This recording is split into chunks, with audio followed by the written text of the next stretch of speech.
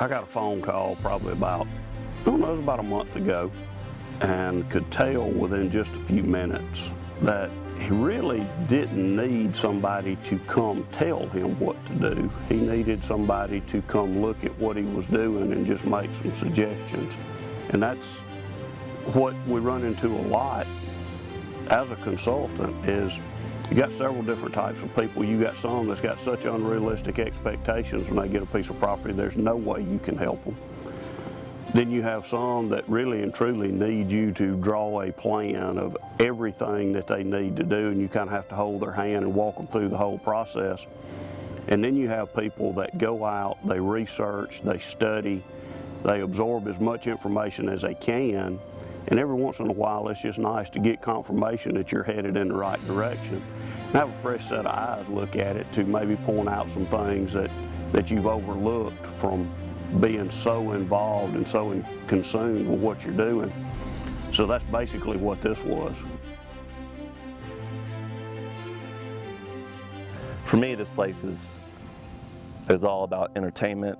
I grew up here hunting years ago with my dad and all his friends, and I still think about sitting around the fire at night and the dinner table, listening to the old timers telling stories, and those are my fondest memories of hunting around here. I took it upon myself that when I got the piece of property, I felt obligated to help the wildlife out on it.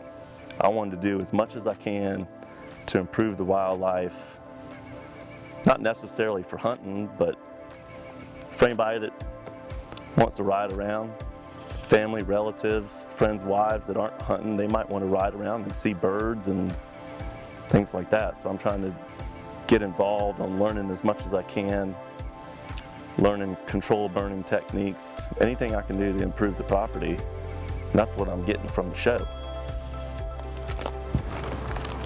Well, what you did, I can honestly say I've never seen it done before, but it worked beautiful going in these fifth rows, disking and then broadcasting partridge pea. I wouldn't have thought about doing this unless you took a little bit off of the show and threw the Walter twist to it. Deer browsing on it, there's beds in here, and you are going to have quail food out the wazoo here for long. It said on the show that it was 15.9% protein, and I thought a lot of these quail plantations are planting this stuff, and I knew that the timber company, when they came in here to thin this stand, that they were going to be using the existing fifth rows to drag the timber. So I came into the 4 rows remaining, scattered about 10 pounds, broadcasted 10 pounds of partridge peas to the acre right before a rain and right around mid-February. And it's solid. It's beautiful, and it does just exactly what they're supposed to. You've got overhead cover from avian predators. You've got plenty of bare dirt underneath that little chicks can walk around. It's going to hold up during this winter. These are not so thick. They've got good stalks, so they're not going to lodge bad. It's just perfect. And there's a lot of deer browse pressure along these edges too, so you're providing cover and food, which is exactly what you need in these pine stands. Another thing, when I got here and we started talking, Walter and Robbie and Dr. Gilbert had been hunting some of the same pieces of property for 20 years. Quail plantations, but we're killing big deer. And we're riding around looking at some of this old growth timber. And all it is basically an unmanicured quail plantation. It had the big, mature, longleaf, loblolly, and slash pine with an intermediate understory of sweet gum and worthless hardwoods, and then blueberry bushes as the ground floor with really and truly no wildlife value. When you come in and cut, thin it down some more. Think about the quail plantation, and then same thing here.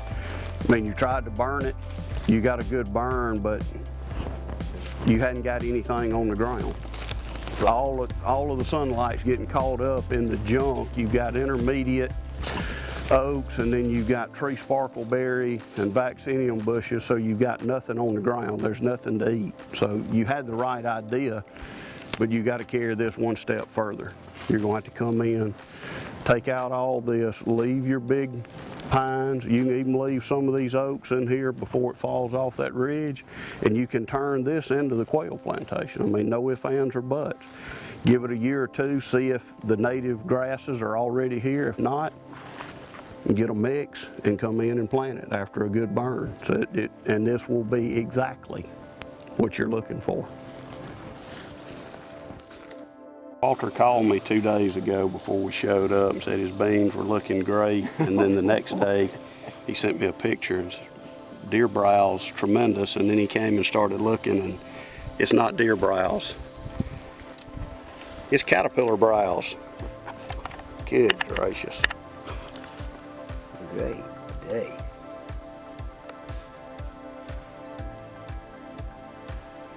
Big ones, little ones. Well, by the time Medium the ones. herbicide gets here, they're gonna all be, the leaves will all be gone. The only good thing about this is you said you had some big shell crackers in the pond. I bet you could catch one on I these. bet you could. Golly, that's bad. When the worms knew when the high boy broke down, and they all had a big meeting, and they said, hey, the high boys broke down, let's go get those soybeans. And then we'll move out of that field and we'll get to the next field by the time the high boy gets here, and we'll all be safe. They are working. What's the management advantage? Click on it, and there's all these great little 7, 9 minute, 13 minute videos, super in-depth information. Started getting addicted, started watching more and more of them, and then there's Casey doing trapping ones. So now I started off wanting to know about Durana clover, how to maintain my perennial plots to trapping. I was getting quoted stuff that I had said a year ago and knew our material better than I did. This is when it's looking good. First 6 months after then. You got it. Y'all gotta take a couple steps back to move forward. And I'll give it to you. If you sit After a first row thin, this ain't the most beautiful place in the world. But y'all, let's face it, this is the worst this property's gonna look for the next 20 years. And you ought to see it now. So, although I was coming over and validating their management plan, kind of goes both ways. I was also getting validation that what we were teaching, what we were doing the show for, you know, what we've been working for the past 15 years, it's actually working.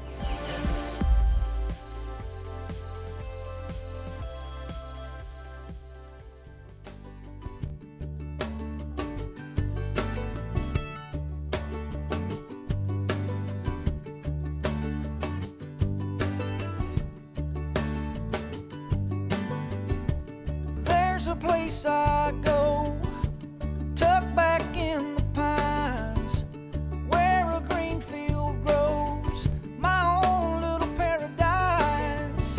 I'm thankful for this land and the life that it provides. See, the measure of a man is what he leaves behind. Oh, oh, take what you need and pass it on down.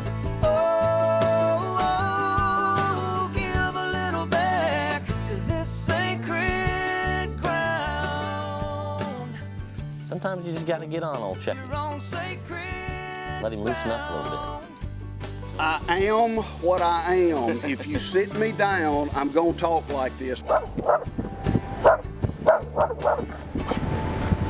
trails, in pine plantations, nothing can be better. That'd have been good if he hadn't have just bulldozed the camera.